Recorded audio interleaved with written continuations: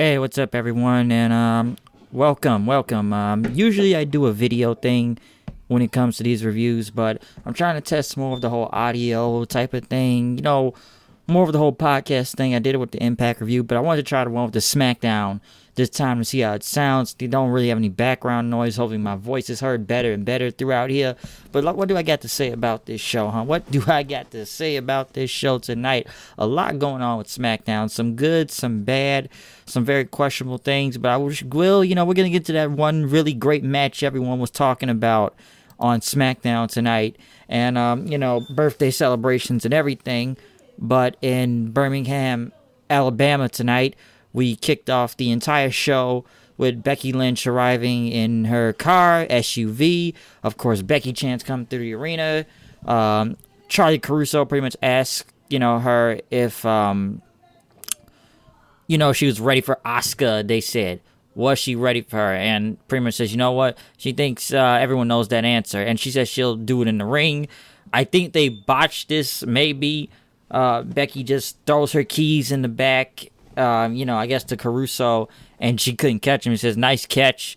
And then this weird segment, and once I kind of said this on the Raw review, expect all these NXT guys to actually show up on SmackDown tonight. It's not really official what show they are all going to be on, so they were on SmackDown, and we saw Heavy Machinery with the New Day standing, mixing. I guess they were making a protein shake full of pancakes, eggs. It looked like tuna. It looked like some nasty ass shit. That's what it looked like, to be honest. Or maybe it is a protein shake. And what's weird about it, of course, you're going to have Otis there talking some weird language like he did last night on SmackDown and not SmackDown, but on Monday Night Raw when he did the whole Alexa Bliss segment thing going on, which I still think was pretty funny though. But I'm looking at Heavy Machinery now. These guys are probably going to end up as a comedy tag team. Don't get me wrong, I've seen what they can do at NXT, but for some reason, I feel like creatives just going to make them into some big comedy act. And you got the New Day standing there, and I just feel like what's really strange is that, I know they're all wearing tracksuits and everything, but Big E's just rubbing himself while watching this, and they didn't want to drink the shake. Becky pretty much says, I'll have a sip, and she drank it. She says a little weak, and I wouldn't really want to know how that tasted, but hey, she drank it, she swallowed it, so there you go. And Otis called her the man, and Becky came out. Of course, there were big chants for her and everything. And with the chants going on, she talked about, I had to get my opportunity back to become the champion. I made the title relevant again. And now everybody thinks what she did was a fluke and stuff. But she's more badass than all the roster, both women on, not both women, but all the women on both rosters. And that, her badass was able to break through and everything. And that Asuka, wanted to claim she was all hype. But look what happened in last year's WrestleMania and stuff, huh? You were undefeated, but now you lost to the same woman I've been beaten for the past 5 months now. And Becky pretty much went on to say that Asuka is the one with all hype. Asuka came out. She says that you are all hype. You are a little bee. Lot of buzzing, but no sting. And that the Royal Rumble, you won't be in Charlotte's shadow. You will be in my shadow. And then Asuka yelled, we'll say at least I understood it. I'll give it that. So, I understand English from there. But and then this is where it looks like it just gets odd. And I don't understand where this is supposed to be going on with this. The Iconics come out. I didn't even know the Iconics was still there, to be honest with you. Oh yeah, they still work there. We know they're just, enhancement jobbers and stuff. And whoever writes their material is just garbage, okay? It really is. I don't know where this is going, but they come out and, the Iconics pretty much said that Becky's bossy and they're going to show them with class and the women's tag team championships, and they were going to make it iconic. And then Becky said, which one you want to step in the ring? And this is what's weird. I'm surprised this match went that long. You think Becky would have just, killed him because Becky had street clothes on. She wasn't in her gear. She just took her jacket off and, still had her street gear on with, the man t-shirt and stuff. And like she starts killing Peyton Royce, but then somehow when Peyton Royce is getting the upper hand, and they got Lacey Evans watching the back. So once again, more random NXT people just sitting in the back watching all night, and I'll get into the rest of them later on. But with them watching all along tonight, Asuka was sitting at ringside, and I was surprised they even let Peyton Royce get that much offense. They gotta get some type of offense on Becky. Like, you think, Becky would just make quick work of it and everything, but she didn't. So, and then they have put her in, chin locks and stuff, which I just feel like they kind of killed the crowd right there. And, Becky immediately, eventually got the win with the disarmer and everything. But first off, I don't know why they even try to make the Iconics look even type of credible or threat, or even making the Iconics look, not what pretty much the Iconics, but Peyton Royce look somewhat strong to Becky. I know some people say that she didn't actually sell or something to Becky's offense at one point, and that she just kind of just almost absorbed it in a way. I'm just surprised the match actually went this long. Like, Becky won after that. But then next, Asuka gets in the ring. She starts yelling at her in Japanese and pulls Billie Kay into the ring. And let me say one thing about Becky Lynch at one point in that match. Go back and look at that match. And I could look, she was going to do like a baseball slide or something out the ring. I swear her foot didn't even hit Peyton Royce. Like, she slid, but like she stopped herself. And it never, the whole move didn't even connect, okay? Like, the move was there, but it just did not connect. And it just looked really bad. So, I don't know what the hell they were going on with that. Like I said, Asuka pretty much made quick work. Asuka lock, there you go, which some people would say that makes Asuka look more of a badass and everything, because she just went in and just killed Billie Kay, and there you go. It was over, all right? Like, the second wasn't bad, but that match with Peyton Royce and Becky was just kind of strange that it took that long for Becky to take out Peyton Royce, but it took quick work for Asuka to just kill them and it'd be over. So I'm just surprised the Iconics even on TV in general at this point.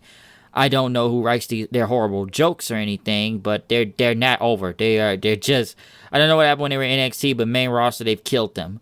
But as Becky and Asuka have a stare down in, AJ Styles comes out. AJ Styles walks around the ring, goes into the crowd, high-fiving, too sweeting everybody.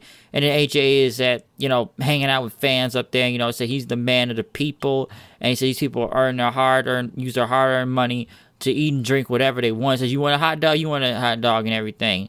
And he said he's going to kick Daniel Bryan's ass at the Royal Rumble. He starts throwing like a whole bunch of merchandise into the crowd then, until Bryan came out of nowhere with like a hoodie on, street clothes, attacking AJ. They both brawled for a second, but AJ put him through this, like, I guess it was a concession stand table, and left him there then. So, a little quick brawl. That's kind of like the last of what you really hear about the WWE Championship tonight. I think there'd be more of it, but just them do a quick brawl. Almost like saying, well, not last week, they didn't really do anything at the concession stand, Daniel Bryan and, talking about the fans and stuff, but still, this was still a really good, it was still a really good segment, though. Just a little quick thing there. Usos, I guess we're taking promo pictures in the back. Someone gave Jimmy Uso this gift, and I guess Jay thought it was like, I guess it was an anniversary gift, for both of them. And, it was like a note and everything. It was like a hotel key, and she wanted to be locked up in the Uso penitentiary, and they think it was Naomi giving this, note. And, Jay's reading it off and everything, but when he tells his brother that it's, this from, it's from Mandy and everything, and, has the hotel key too, pretty much tell him to come on. He just asked his brother, what you gonna do? And then he says, I don't know. Which is kind of funny, though. Like, at first he's not even really affected by what was going on in the past few weeks of Mandy pretty much avoiding her.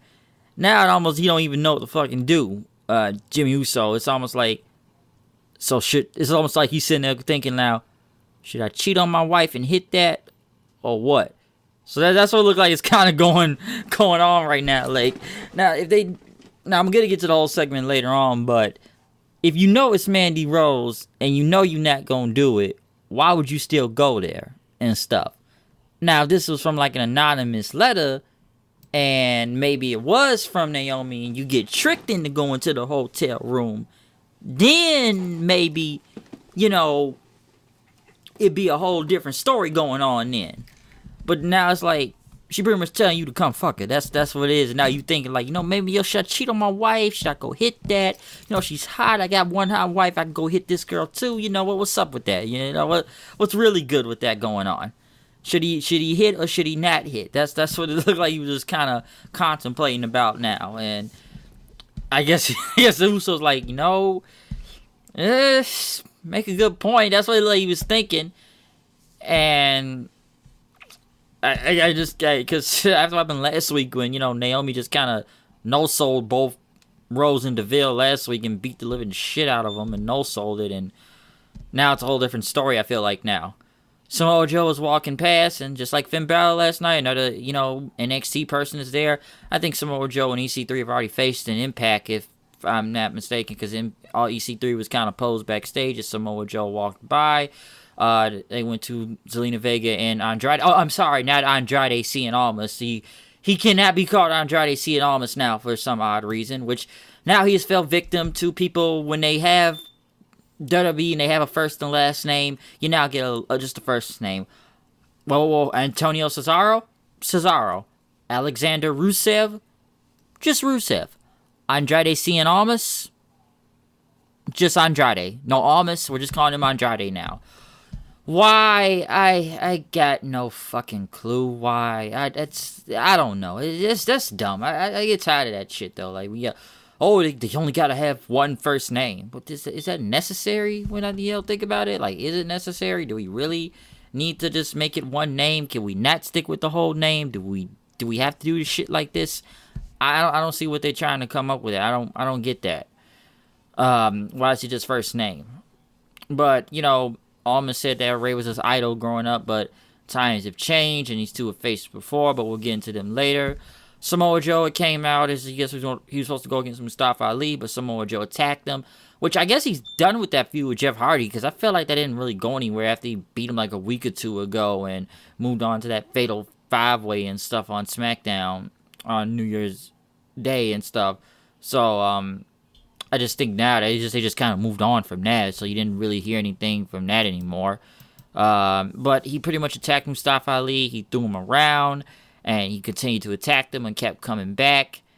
And he threw him hard into the post, and he was going to powerbomb through the table, but he threw him back into the barricade again, kicking the living shit out of him. Samoa Joe pretty much says that, what he did right there was a statement, he said. It was a statement of what I'm going to do to everyone in the Royal Rumble. Sound like a great promo. I'll give Samoa Joe that. He still looks, legit, but he's not going to win anything, okay? He's not going to win. He made a point. He wanted to know that everyone needs to watch out for him in the Royal Rumble, but he ain't winning shit at the Royal Rumble. I like Samoa Joe, but they always give the guy a shaft in the WWE, if you ask me. It's like he goes somewhere, and then they stop his push, and he doesn't go nowhere. The guy loses more than he wins. Don't get me wrong, he looked good out here, but I don't really know where Samoa Joe is going after this, unless it's going to be a feud with, Mustafa Ali now. That's where I can see going, because I think that Jeff Hardy thing just kind of passed that. I didn't really understand what the ending was into all of that. Sonya Deville questioned Mandy if this, if she's serious about this, and, I guess she wanted to make Naomi miserable and stuff and everything, and just the easiest way to break up their marriage and everything. Get back into that, I guess, what their plan is. The best match out of the entire night, Rey Mysterio versus Andrade. I'm sorry, just Andrade. I can't even say I'm seeing Almas now. This was the best match of the night.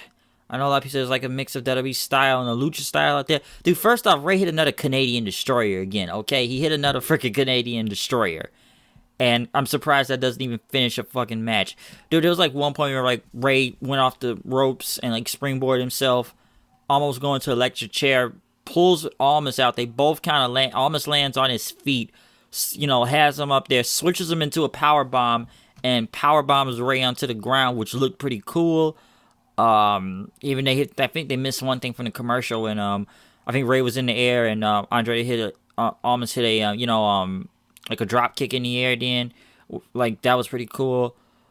Of course, Almas does that freaking double moonsault thing after he hit him with like the back out elbow after that. But like I said, the crazy thing was the Canadian Destroyer, which I'm just surprised they let him still do the Canadian Destroyer out there. But Ray pretty much happened to a crucifix bomb, which he looked like he spiked that crucifix bomb too. Like, you want to talk about hitting hard? Like he just pulled him hard to the ground when he tried to go for that hammerlock DDT.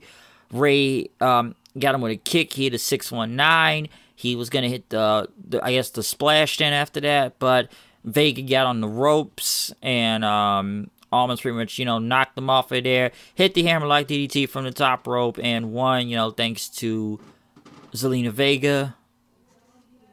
Thanks to Zelina Vega knocking him down. Overall, this match was just fucking fantastic, alright? It was a great match. Just another one. They had a great tag team match last week, and a great win. This wasn't a clean win for Almas tonight, but I feel like we're gonna see more of these coming up and stuff. I do believe, and like I said this last week about Almas, and I think it's with a lot of these guys now. And I know this ain't the best theory, and I'm sure a lot of people have come up with this theory too. The reason why they are pushing these guys now, because they said Vince is worried about AEW because they know if you don't do nothing with these guys and you treat them wrong, they're going to start thinking, hey, I could go here and I can be better over here in All Elite Wrestling. Now, I know I had a conversation with my friend earlier before the show on SmackDown, saying like, they don't even have a TV deal yet, and, they haven't really done nothing yet, so how are they going to take these people? I know All Elite Wrestling has money, let's not get wrong here, WWE does too, but like, I just been hearing rumors and rumors. They just want all these people right now. Like I said, I just do believe that they push Almas. They've pushed him now because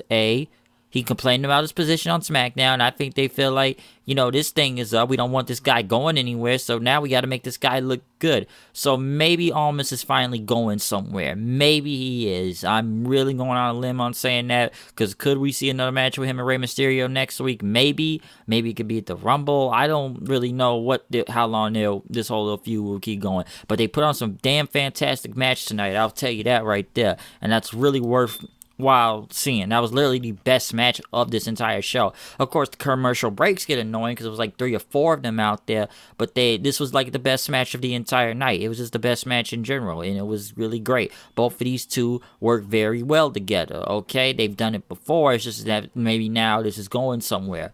So hopefully we see something for this. Hopefully they do something with Almas, because they have just let this guy waste on here. But like I said, they want to start pushing him now because he starts complaining. And with all that All Elite Wrestling thing around, hey, you may not believe me, and then I know other people came with this theory too, but think about it. Think about it. Just really think about this, though. But, like I said, they don't have a TV deal yet, but they've got money, and maybe they have something else I don't know, contracts or whatever. But that's a story for a different time. But I've been saying the same thing since last night on Raw with Finn Balor. I said that about in that review last night. So, don't believe me? Check it out. Just check it out. Next. Pretty much after that, Jimmy Uso, which for some reason the same hotel room looked like the one Enzo was in. Dude, this almost reminded me of the Enzo segment almost. Because if you remember the whole Enzo going all the way to Lana's hotel room, and I guess he was gonna go hit that, and took Ric Flair's limo. Ric Flair gave him the limo, and he's like, "I gotta go, man. I'm about to get in that." And Cass told him that too, and you knew it was a trap when Enzo went there, and then Rusev beat him up after that and everything. But for some reason, I got the same vibe of him, Jimmy Uso, just walking there, just contemplating on what to do, and what to do before he walked in. And this thing, like, Jimmy Uso, he walks there, Mandy Rose is sitting there, I guess, and, she has lingerie on, which, even I had to agree with somebody said her ring gear looks more revealing than the clothes she was wearing right there, whatever this lingerie stuff. Her ring gear looked like more tighter on her and stuff than, what was going on. Because I don't know how this was about to go. And pretty much you think she's trying to seduce him, and you think Uso's gonna fall for it, which I was surprised he even went there in general anyways, and he didn't want to do it. Next thing you know, some dude with, I guess, a camera came out and took photos like it was TMZ or something and ran off, and she said, "This was never about you. This is about your wife. She wants to destroy Naomi. She wants to destroy her self-confidence and stuff. She'll never be as hot it's hard. Listen, this is some Attitude Era level shit right here. I will say that, because you don't see anything like this nowadays in WWE. In the Attitude Era, yeah, ruthless aggression like the early 2000s, yeah, you saw some of that too. But in the current standpoint in WWE right now, with women look differently, you don't really see anything like this. And Mandy just wants to destroy Naomi, and she just wants to blackmail Uso right now. So I got photos and stuff, because I think Uso is kind of confused right now, and he says my wife and everything, because she says that she'll never be as hot as her. And Uso leaves. Naomi just pretty much brawls with Mandy. They actually gave her some offense then, because they pretty much was rolling around the bed, throwing each other into like a TV. And I'm sure a lot of people are going to say that was hot as shit, which is in a way. Come on, you would want to hit both in general. But, like I said, they brawled and everything, threw each other around. Like I said, I tried to let Mandy get offense, because I swear last week Naomi just kind of no-sold everything. Like, she didn't even sell. I always thought it was legit at one point. She kicked the living shit out of both Rose and DeVille last week. But I guess she somewhat sold, and Mandy Rose was able to escape by throwing her over a chair, which looked kind of weak in the beginning, but didn't really do anything. And like I said, it was a brawl, but they didn't really break anything in the room. Nothing didn't really get damaged or something. It looked like they just kind of knew what to do there. Naomi pretty much got up. Uso helped her up and says, I didn't get her, I'm gonna get her again. Just watch. So it looked like Mandy Rose's whole plan backfired pretty much.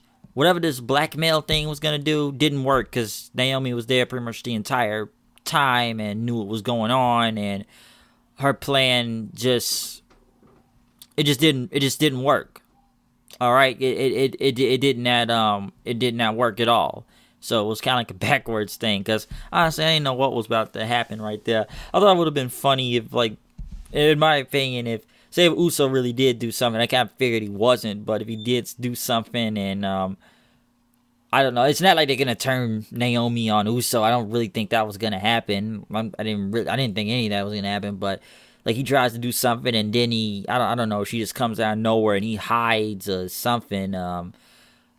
I don't know, like, he hides in the bathroom, or he hides in the closet. He'll be, trapped in the closet, or trapped in the closet. Let me be careful here before some people get mad at that. I'm not going to get into that whole case right now. But, hey, I still like that song. No, I don't give a shit. But trapped in the closet, which would be pretty funny if he did that. I probably would have started singing it. I'm sure it would have been a lot of parodies about if he hid in the closet, if you know where I'm going, if you know what I'm talking about, with trapped in the closet or whatever. But let me move on before some marks get pissed or something.